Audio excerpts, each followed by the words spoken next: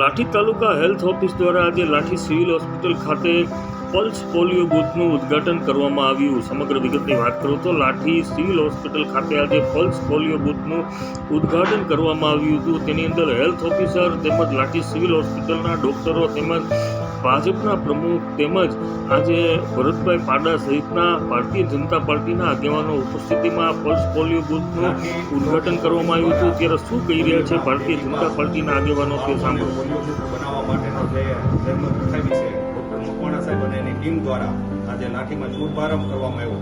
સોમવાર અને મંગળવારે ઘરે ઘરે ડોર ટુ ડોર જઈ અને પોલિયોના ટીપા પાય અને બાળકોને પોલિયો મુક્ત બનાવવા માટેનું અભિયાન ઉપાડ્યું છે। આખી આરોગ્ય ટીમને કોરોના કાળમાં પણ સુંદર કામગીરી કરી હતી, અન્ય આરોગ્યલક્ષી પણ સુંદર કામગીરી કરે છે એટલે આખી આરોગ્ય ટીમને હું અભિનંદન સાથે વંદન કરું છું।